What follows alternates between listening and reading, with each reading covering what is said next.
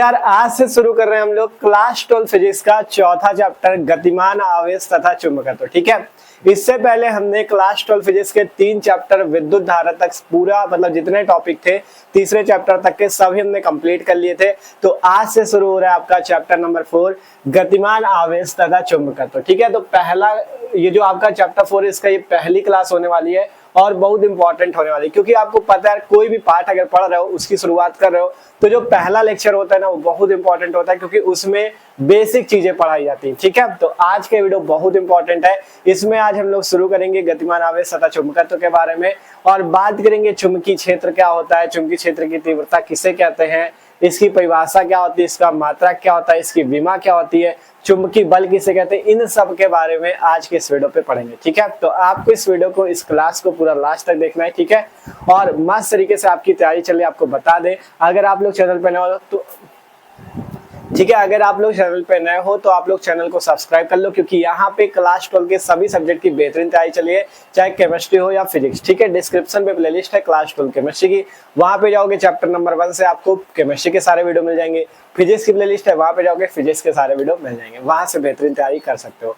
तो शुरू करते हैं आपका आज इस चैप्टर नंबर 4 की पहली क्लास गतिमान आवेश तथा चुंबकत्व की। ठीक है, तो सबसे पहले गतिमान आवेश तथा चुंबकत्व के बारे में पढ़ना है। मतलब जो आवेश होता है वो गतिमान होता है और उसका चुंबकीय क्षेत्र कैसा होता है, ये पूरे पाठ में हमें यही पढ़ना है। ठीक है, तो सबसे पहले हम आज बात करते हैं चुंबकीय क्षेत्र के बारे में कि ये चुंबकीय क्षेत्र किसे कहा जाता है। ठीक है, चुंबकीय क्षेत्र किसे कहा जाता है। चुंबकीय क्षेत्र को इंग्लिश में मैग्नेटिक फील्ड के नाम से जानते हैं।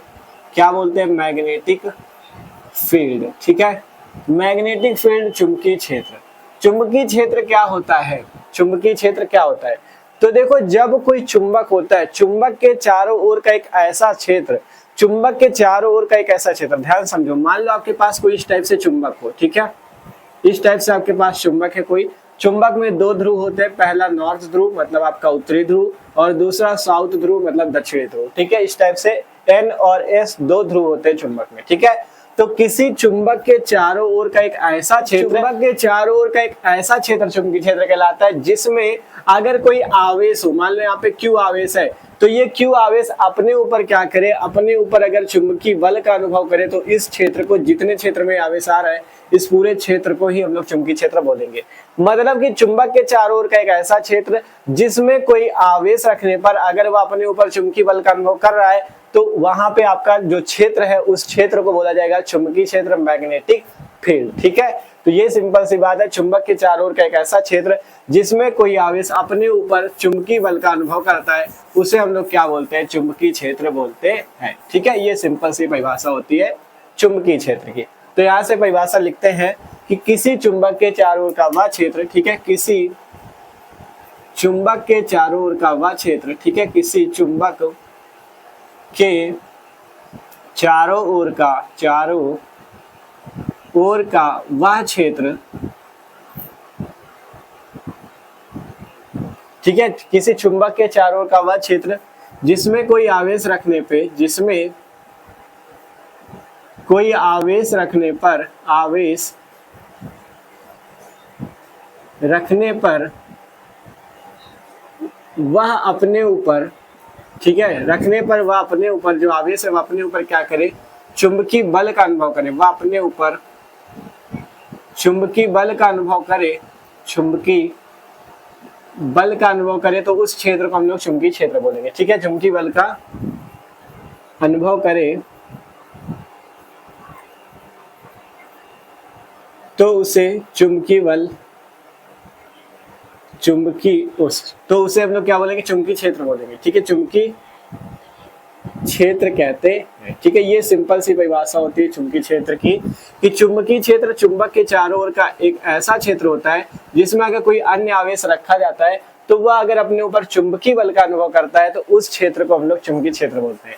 कहा गया किसी चुंबक के चारों ओर का वह क्षेत्र जिसमें कोई आवेश रखने पर वह अपने ऊपर चुंबकीय बल का अनुभव करे तो उस क्षेत्र को हम लोग, तो उसे हम लोग क्या बोलते हैं? उस क्षेत्र को चुंबकीय क्षेत्र बोलते हैं। ठीक है, ये होती है चुंबकीय क्षेत्र की परिभाषा। मतलब किसी चुंबक के चारों का एक ऐसा फील्ड, एक ऐसा क्षेत्र जिसमें अगर कोई आवेश रखा जाता है तो वो अपने ऊपर क्या करेगा? चुंबकीय बल का अनुभव करेगा, तो उसे चुंबकीय क्षेत्र बोलेंगे। अब बात आती है, यहाँ से समझ लेते हैं चुंबकीय बल क्या होता है। ठीक है, चुंबकीय बल की बात करें तो यहाँ से लिखते हैं चुंबकीय बल में कि यदि कोई आवेश, ठीक है, यदि कोई आवेश, ठीक है, मान लो अगर कोई आवेश आपका, यदि कोई आवेश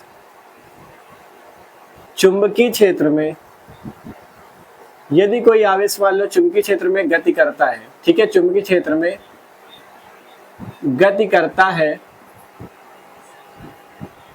क्या होता है, तो वह अपने ऊपर एक बल का अनुभव करता है, तो वह अपने ऊपर एक बल का अनुभव करता है, एक बल का अनुभव करता है, ठीक है भैया, एक बल का अनुभव करता है जिसे क्या बोला जाता है, जिसे हम लोग चुंबकीय बल या लारेंज बल बोलते हैं, जिसे चुंबकीय बल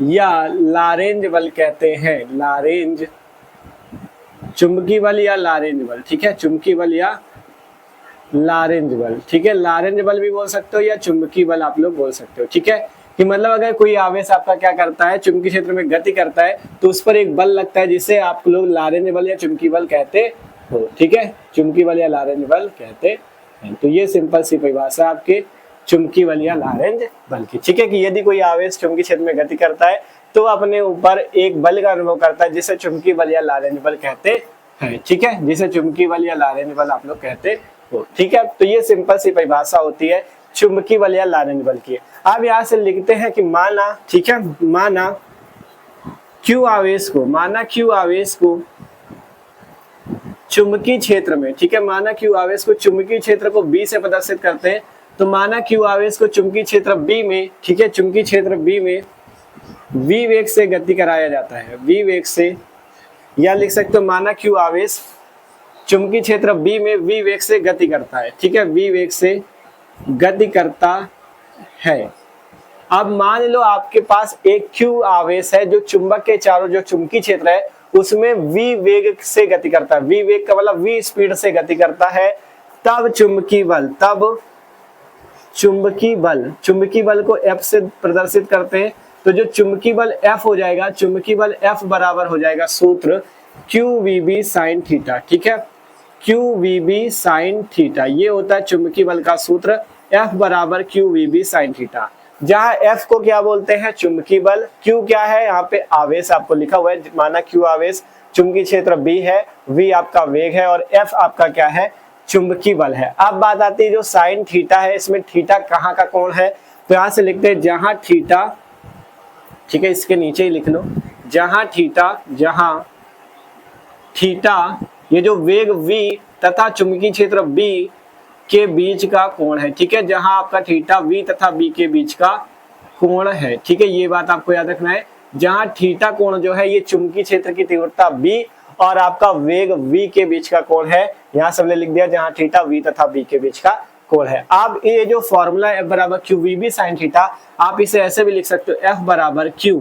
ठीक है, सदिश रूप में लिखोगे तो V और B सदिश राशि हो जाएंगी, यहाँ से V vector cross B vector ये हो जाएगा। ठीक है, क्योंकि इन दोनों का सदिश गुणनफल जब होता है तभी तो साइन थीटा आता है। तो F बराबर Q कोष्ठ में V vector cross B vector लिख सकते हो, या F बराबर QVB sin थीटा आप लिख सकते हो। ठीक है, V vector cross B vector, ये जो लिखा है, लेकिन इस क्रॉस प्रोडक्ट को क्या बोलते हैं, सदिश गुणनफल, और वेक्टर लगा मतलब सदिश को प्रदर्शित कर रहा है, तो यहाँ से चुंबकीय क्षेत्र B जो है ये भी एक सदिश राशि है। ठीक है, तो F बराबर Q कोष्ठक में V vector cross B vector, ये होता है चुंबकीय बल का सूत्र। तो इस टाइप से भी आप लिख सकते हो।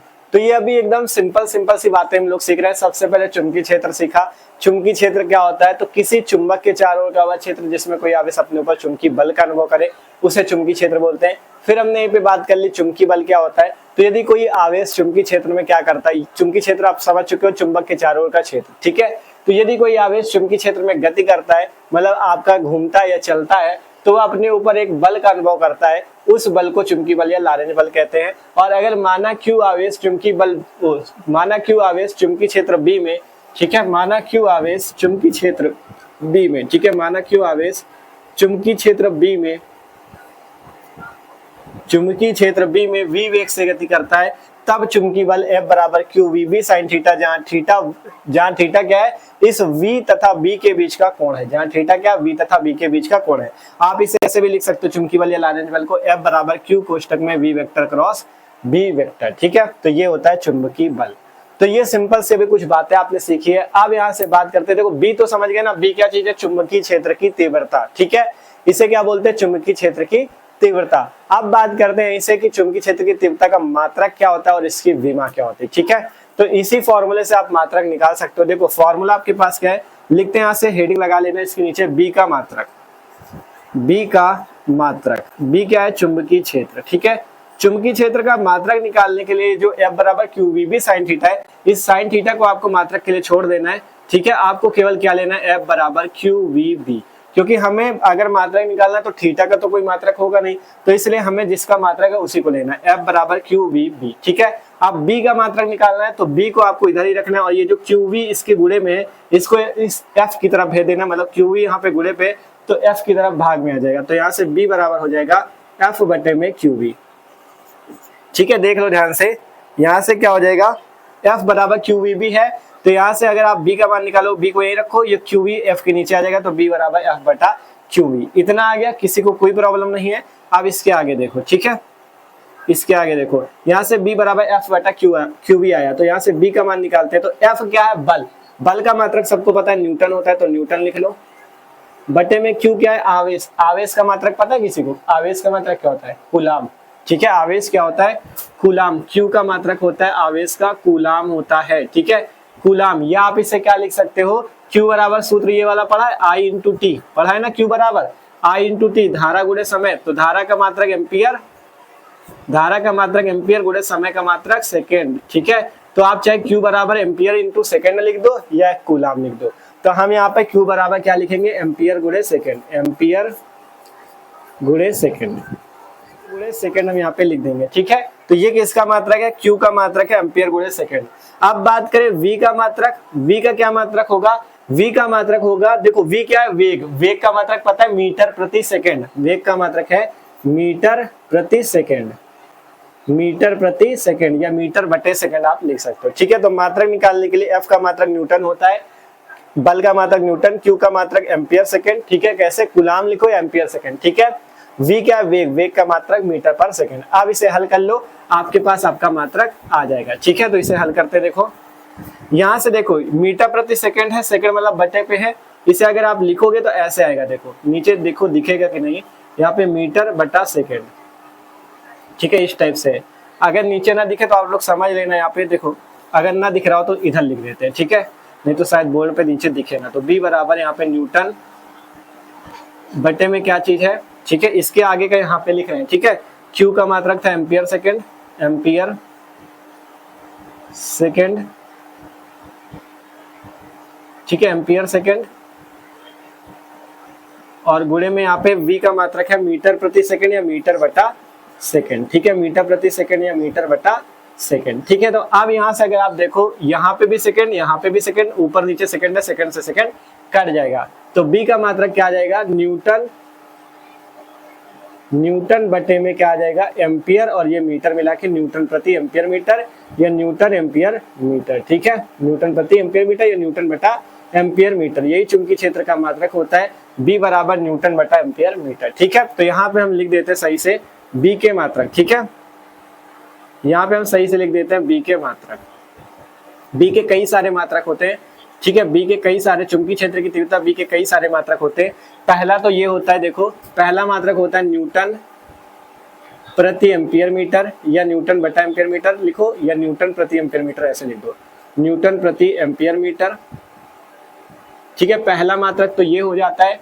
दूसरा मात्रक क्या होता है, या करके लिख सकते हो, दूसरा मात्रक याद रखना चुंबकीय क्षेत्र की तीव्रता का वेबर प्रति मीटर स्क्वायर, मात्रक क्या होता है, वेबर प्रति मीटर स्क्वायर, और तीसरा मात्रक होता है इसका टेस्ला, तीसरा मात्रक क्या होता है, टेस्ला। 3 मात्रक है चुंबकीय क्षेत्र की तीव्रता के, न्यूटन प्रति एम्पियर मीटर, वेबर प्रति मीटर स्क्वायर या टेस्ला। न्यूटन प्रति एम्पियर मीटर तो इसी फॉर्मूले से निकल आया, F बराबर QEB, B बराबर F बटा QE, यहाँ से न्यूटन प्रति एम्पियर मीटर। और दूसरा मात्रक बताया वेबर प्रति मीटर स्क्वायर, तीसरा मात्रक टेस्ला। ये सिंपल तरीके से V के मात्रक हो जाते हैं। अब बात करते हैं चुंबकीय क्षेत्र B की विमा, ठीक है।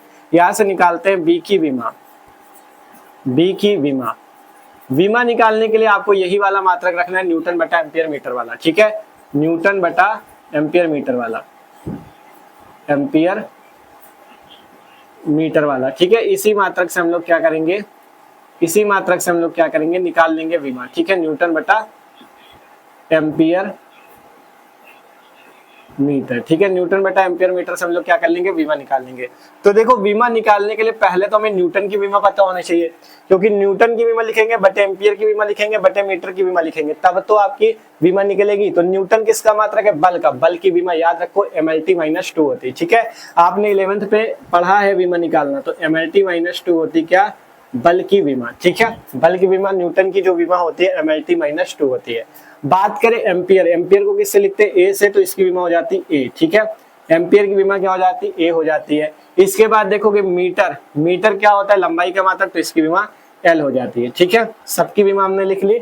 न्यूटन बल का मात्रक तो MLT-2, एम्पियर की ए हो गई, मीटर की एल हो गई। अब इसे सही से लिख लेते हैं, ठीक है।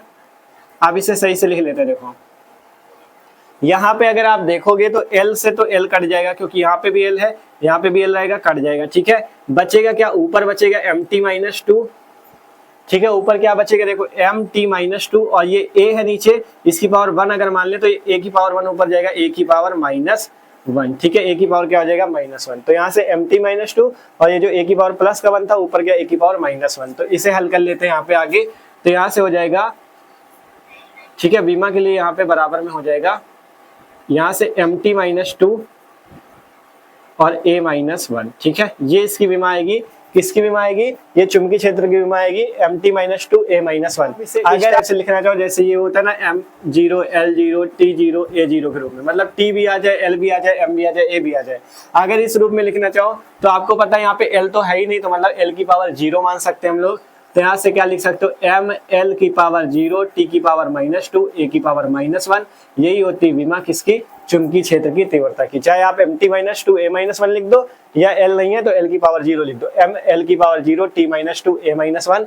यही चुंबकीय क्षेत्र की तीव्रता की विमा होती है, ठीक है। सिंपल से निकल आती, कुछ नहीं है, सिंपल था। न्यूटन बटा एम्पियर मीटर, न्यूटन की रख दो MLT-2, एम्पियर की A, मीटर की L, L से L कट गया, ऊपर नीचे था, तो बचा क्या, यहाँ पे MT-2, A की पावर 1 ऊपर गया, A की पावर -1। इसे हल करोगे MT-2 और A-1 आएगा, यहाँ से L की पावर अगर 0 मान ली जाए तो क्योंकि यहाँ पे कुछ L है नहीं, तो वैसे भी 0 ही तो होगा, तो ML की पावर 0, T-2 A-1। तो ये सिंपल से क्या आ गई, बी की विमा। और मात्रक कौन कौन से मिले, न्यूटन प्रति एम्पियर मीटर, वेबर प्रति मीटर स्क्वायर और टेस्ला, ठीक है। ये है इसके मात्रक, ठीक है। तो सिंपल तरीके से आज जो बेसिक चीजें थे हमने सीख लिया, ठीक है। तो आशा, देखो आज के इस वीडियो पे इतना ही रहने देंगे, क्योंकि आज मेन जो बेसिक बातें थी वो हमने आपको इस वीडियो पे सिखा दी। अब अगले वीडियो से हम क्या बात करेंगे, इसके आगे के जो डेरिवेशन है, जैसे बायो-सेवर्ट का नियम है आगे, ठीक है। और भी जितने इंपॉर्टेंट टॉपिक है उनको आगे की वीडियोज पे देखेंगे, ठीक है। आज के इस वीडियो पे इतना ही रहने देते हैं। आप लोगों को करना क्या है यार, नोट्स बनाते हुए चलना है, क्योंकि देखो इससे पहले हमने चैप्टर 1 से चैप्टर 3 तक बहुत ही बेहतरीन तरीके से पढ़ा दिया था। जो स्टूडेंट पुराने हैं वो तो पूरा नोट्स बनाते हुए आ रहे हैं, लेकिन जो नए हो वो लोग भी, आप लोग चैप्टर 4 से अगर शुरू कर रहे हो तो यहीं से नोट्स बनाते हुए चलो, बेहतरीन तरीके से आपको एक टॉपिक पढ़ाएंगे, ठीक है। और अगर किसी टॉपिक पे प्रॉब्लम हो तो कमेंट भी कर देना, हम आपको उसका भी वीडियो आपको प्रोवाइड कर देंगे, ठीक है। तो मिलते हैं यार अगले वीडियो पे। जो लोग नए हो सब्सक्राइब कर लो और अपने दोस्तों के साथ भी वीडियो शेयर कर दो। बताओ भैया मस्त तरीके से तैयारी करा रहे हैं क्लास 12 के सभी सब्जेक्ट की, ठीक है। तो मिलते हैं अगले वीडियो पे, ठीक है। इसे नोट कर लो, और आप चाहो तो मैं फेसबुक और इंस्टाग्राम पे भी फॉलो कर सकते हो, डिस्क्रिप्शन पे उसकी भी लिंक है, ठीक है। तो मिलते हैं, नोट कर लो और मस्त तरीके से इसे तैयार कर लेना, क्योंकि बेसिक चीजें ये तैयार रहेंगी तो आगे के टॉपिक पढ़ने में मजा आएगी, ठीक है। तो इसे नोट कर लो।